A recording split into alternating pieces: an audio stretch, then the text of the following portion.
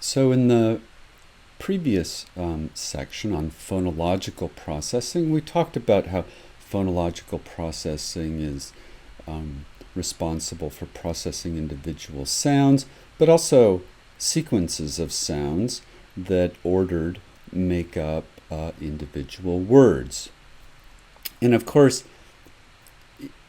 individual words are simply symbols for some kind of meaning that exists in the real world, whether it's an object, a feeling, etc. In some ways, we can think of how language is represented in our mind as a dictionary, an entry in a dictionary, right? Which you see here at the bottom of the page. So an entry in a dictionary has the word form with its letters, right, the orthographics outlined, some indication about how to pronounce this word, the phonological aspect, and then a definition, what this symbol means. Now, of course, let's say milk, no matter where you are in the world, everybody knows what milk is, but of course there are many different words for milk, many different symbols. So at the lexical level, it's very language specific. In some ways, Murray and Clark's combination of the lexical semantic might be a little bit confusing. Because in this section we're really talking about the processing of meaning. So I'm just going to say semantic processing. Okay. Now, semantics being the conceptual representation of an object. So, for example, let's take dog. I know that a dog has 4 legs, it's furry, it's a pet, it has all these attributes, and together these attributes form what we might call a semantic representation.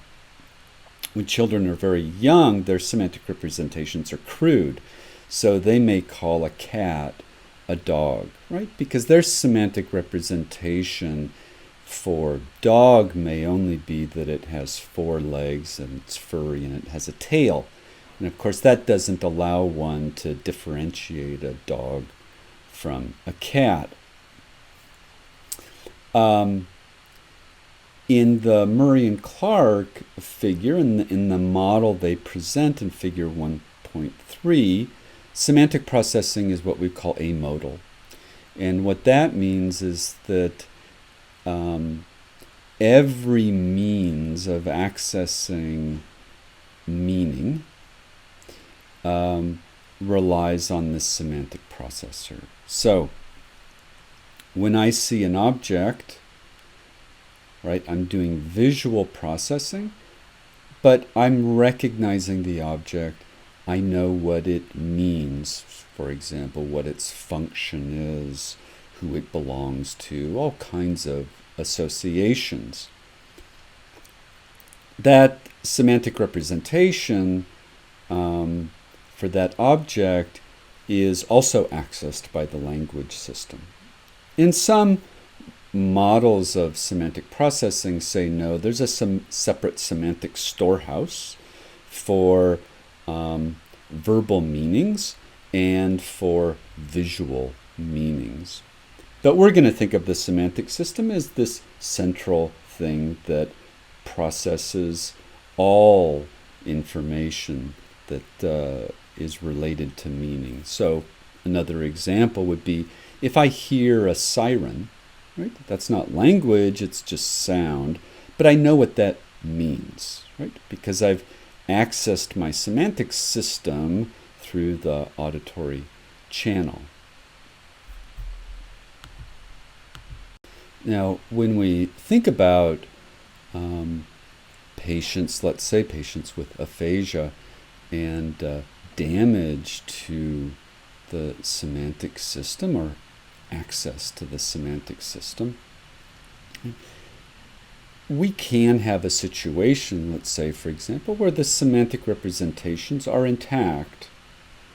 The access to the word forms, the phonological elements, are intact.